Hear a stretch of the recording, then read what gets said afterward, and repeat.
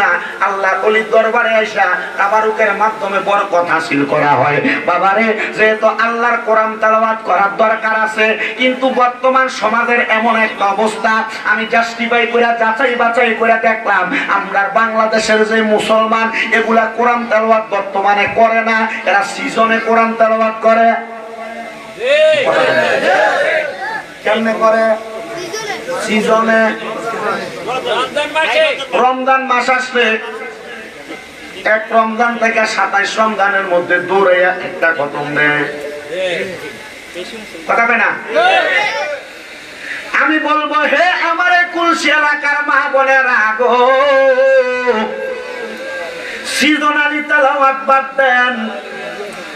আমার ভাই বাবারা, সিজনালি তেলাওয়াত বাদ দেন। বলে হুজুর এটা কি কইলেন? হ্যাঁ, সিজন আসলে রমজান মাসে যেমন ভাবে তেলাওয়াত করেন, আপনি যদি চেষ্টা করেন বাকি 11 মাস সম্ভব কিনা? কথা কি বুঝতেছেন? আপনি চাইলে অবশ্যই রমজান মাস ছাড়া বাকি 11 মাসও তেলাওয়াত সম্ভব। আপনি আপনার বউকে বলবেন রমজান মাসে যেমন এক খতম কোরআন তেলাওয়াত করতা, 27 রাত্রে হাতের মধ্যে 100-200 হাদিয়া নিয়া ইমাম সাহেবের কাছে হুজুর একটু দোয়া করেন, দোয়াটা বক্সে দিয়েন। না না না, মহিলারা বলবা তুমি রমজান মাসে যেমন ভাবে এক খতম কোরআন পড়া দোয়া বক্সানের কথা বলো, ঠিক 12 মাস আমি চাই তুমি এমন ভাবে একটা একটা করে কোরআন তেলাওয়াত করো। মা গো মা, আর কতকাল দুনিয়ার রং তামাশার মধ্যে ব্যস্ত হয়ে থাকবা? বাইরা রে, আমি আপনাদের কদমে হাত দিয়া বলি, রমজান মাসে যেমন ভাবে আরামায়েশে সময় কাটান না, রমজান মাসে একটু সুযোগ পাইলে জিকির আজকার কোরআন তেলাওয়াত করে সময় কাটান।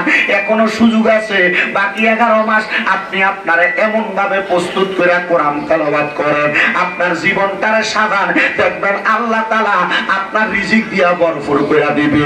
আপনি কামাই করার জন্য পেরেশান হওয়া লাগবে না, আপনার কঠিন রোগ বালা মুসিবত হইলে আপনি পেরেশান হওয়া লাগবে না।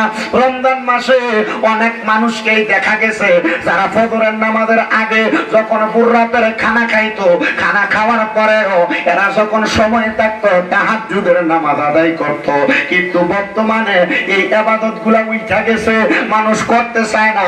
আল্লাহর দোহাই লাগে বাবারা, এই নামাজের মাধ্যমে আল্লাহ তাআলা আপনার রিজিকের ফয়সালা করবে, খাবারের ফয়সালা করবে, বিপদ আপদ থেকে উদ্ধার করবে, আপনার অভাব অনটন দূর করবে, সকল সমস্যার সমাধান করবে।